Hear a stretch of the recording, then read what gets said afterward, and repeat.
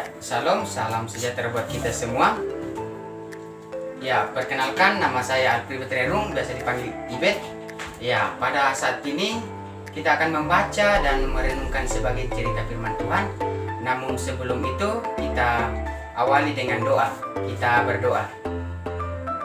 Tuhan Allah Bapa dalam kerajaan surga, kami anak-anakmu kembali tunduk di hadapan hadirat-Mu, menandai segala berkat dan penyertaan yang selalu Engkau limpahkan kepada kami. Di mana pada saat ini Tuhan kami rindu untuk membaca dan merenungkan sebagai cerita firman Tuhan. Engkau berkati firman Tuhan supaya bisa tertanam baik dalam hati dan pikiran kami. Tuhan, kami siap mendengarkan firman-Mu. Amin. Ya, baik.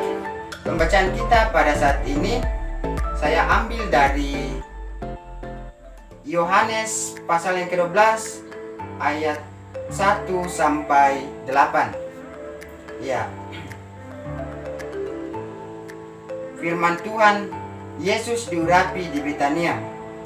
6 hari sebelum Paskah, Yesus datang ke Betania, tempat tinggal Lazarus yang dibangkitkan Yesus dari antara orang mati. Di situ diadakan perjamuan untuk dia dan Marta melayani. Sedang salah seorang yang turut makan dengan Yesus adalah Lazarus. Maka Maria mengambil setengah kati minyak narwastu murni yang mahal harganya, lalu meminyaki kaki Yesus dan menyekanya dengan rambutnya. Dan bau minyak semerbak di seluruh rumah itu. Tetapi Yudas Iskariot, seorang dari murid-murid Yesus yang akan segera menyerahkan dia, berkata, "Mengapa minyak narwastu ini tidak dijual 300 dinar dan uangnya diberikan kepada orang-orang miskin?" Hal itu dikatakan bukan karena ia memperhatikan nasib orang-orang miskin, melainkan karena ia adalah seorang pencuri. Ia sering mengambil uang yang disimpan dalam kas yang dipegangnya. Maka kata Yesus, "Biarkanlah dia melakukan hal ini, mengingat hari penguburanku, karena orang-orang miskin selalu ada pada kamu, tetapi aku tidak akan selalu ada pada kamu." Ya, amin firman Tuhan. Ya. Tema pembacaan kita pada saat ini yaitu kasih yang benar. Iya, kasih yang benar. Muncul pertanyaan bagi kita bahwa apa sih itu kasih? Bagaimana sih itu kasih? Apakah kasih itu ketika kita memberi dan kita meminta imbalan kepada orang lain, atau kita punya maksud dan tujuan yang lain ketika kita memberi atau menolong orang lain? Ketika kita membantu baik berupa materi ataupun baik berupa jasa yang kita berikan. Ya, apakah itu yang dinamakan kasih yang sesungguhnya? Ya. Pertanyaan tersebut akan terjawab dalam pembacaan kita, yaitu dalam pembacaan kita pada saat ini. Ya, dikatakan 6 hari sebelum Paskah Yesus datang ke Betania. Ya, 6 hari sebelumnya, tempat tinggal Lazarus yang dibangkitkan Yesus dari orang mati. Ya, jadi tepatnya berada di tempat tinggal Lazarus yang dibangkitkan Yesus. Ya, di situ diadakan perjamuan untuk dia dan Marta melayani. Sedang salah seorang yang turut makan dengan Yesus adalah Lazarus. Ya, berarti yang ada di situ yaitu Marta dan Lazarus. Maka Maria mengambil setengah menyakati narwastu murni yang mahal harganya. Iya, saudara-saudara sekalian, minyak narwastu ini saya belum pernah pakai, tetapi dikatakan di sini bahwa minyak narwastu murni yang mahal harganya. Iya, itu suatu gambaran kepada kita bahwa minyak narwastu ini ternyata mahal harganya, ya. Lalu meminyaki kaki Yesus dan menyekanya dengan rambutnya. Lalu minyak semerbak di seluruh rumah itu. Ya, satu gambaran lagi bagi kita bahwa ternyata minyak narwastu ini selain dia mahal harganya, dia juga harum sehingga sampai satu ruangan itu saya merebak harum baunya, ya. Jelas dikatakan di sini. Tetapi Yudas Iskariot, seorang dari murid Yesus yang akan segera menyerahkan dia, berkata, "Mengapa minyak narwastu ini tidak dijual 300 dinar dan uangnya diberikan kepada orang miskin?" Iya, inilah salah satu contoh kasih yang tidak benar yang diperlihatkan oleh Lazarus. Dia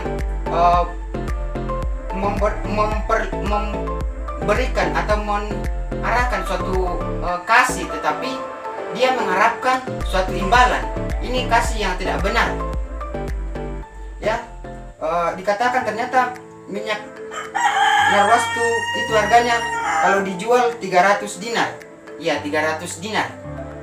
Kalau kita baca-baca di dalam Alkitab, 1 dinar itu setara dengan gaji para pekerja pada saat itu. Gajinya setara 1 dinar 1 hari. Iya, kalau kita baca dalam Alkitab.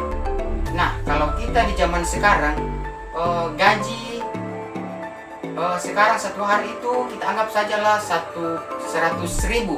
Iya, itu paling umum 100.000 untuk kita. Dan kalau kita bandingkan 100.000 ini dengan 1 dinar, 100.000 1 dinar, dan kita kali 300 dinar. Wow, ternyata itu suatu harga yang mahal, ya. Ternyata minyak narwastu ini sungguh mahal, ya. Tetapi di sini yang ingin diterangkan bahwa Yudas memperlihatkan kasih yang tidak benar. Iya. Bagaimana kasih yang sebenarnya itu? Ya, kasih yang sebenarnya yaitu kasih yang diperlihatkan oleh Yesus Kristus sendiri. Ya, dia rela berkorban demi kita. Dia rela nyawanya hilang demi kita. Dia rela dicaci maki, dia rela dilempar demi kita. Bahkan ketika dia rela datang sebagai hamba, bukan datang sebagai raja, bukan datang sebagai penguasa, tetapi dia datang sebagai hamba. Dia setara dengan kita. Itulah pengorbanan yang Yesus berikan. Itulah kasih yang sesungguhnya, bukan kasih yang diperlihatkan oleh Yudas Iskariot, kasih yang diperlihatkan oleh Yesus sendiri. Ya, bagi teman-teman, jika ingin melakukan sesuatu, tunjukkanlah kasih yang sesungguhnya tersebut. Kasih yang sesuai dengan perintah Tuhan, kasih yang rela berkorban demi sesamanya.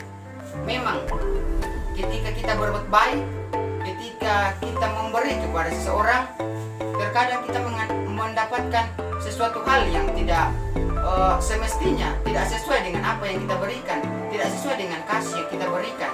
Tetapi itu menjadi suatu tantangan bagi kita ketika kita ingin berbuat baik, ketika kita ingin memperlihatkan kasih yang sesungguhnya. Karena hidup kita ini akan selalu ada yang namanya cobaan. Kenapa akan selalu ada cobaan? Karena dulu saja bangsa Israel, mereka selalu diberi cobaan kepada Tuhan. Kenapa? Karena bangsa Israel pada zaman itu, ketika mereka merasa senang, ketika mereka merasa memiliki segalanya, mereka lupa akan Tuhan. Ya, jadi di situ Tuhan selalu memberi cobaan agar mereka ingat kepada Tuhan. Begitupun dengan kita. Tuhan memberi kita cobaan karena Tuhan ingin supaya kita mengingat Tuhan. Karena supaya kita mengingat Tuhan. Ya, karena kasihnya dia rela berkorban demi kita sebagai penjembatan penghubung kita kepada Tuhan. Dia rela datang disalib, dan dia rela datang serendah-rendahnya demi kita. Itulah pengorbanan yang sesungguhnya. Jadi Tuhan sudah memberi kita jembatan untuk kita jembatani kepada Allah sendiri.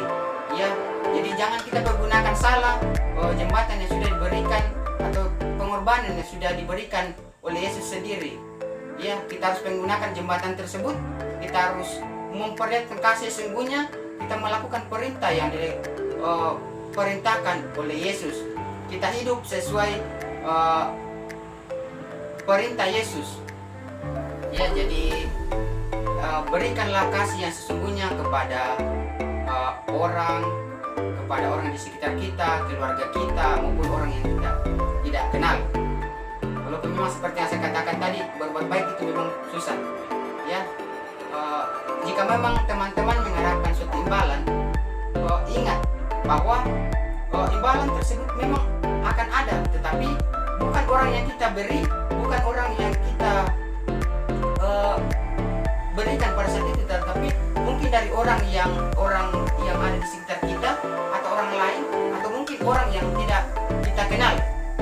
Ya, jadi saya tekankan sekali lagi, berikanlah kasih yang sesungguhnya kepada sesama kita manusia, ya, supaya kita menjadi orang yang menjadi pengikut Tuhan yang sejati.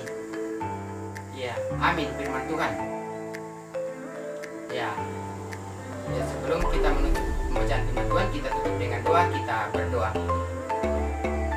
Tuhan Allah Bapa dalam kerajaan surga, kami anak-anak-Mu kembali tunduk di hadapan hadirat-Mu dengan segala berkat ternyata selalu dilimpahkan kepada kami, di mana pada saat ini kami sudah membaca dan merenungkan sebagian cerita Tuhan-Mu. Engkau ajar kami Tuhan untuk memperlihatkan kasih yang sesungguhnya, supaya kami dapat menjadi pengikut-Mu yang setia dan selalu mengikuti ajaran yang Kau berikan Tuhan.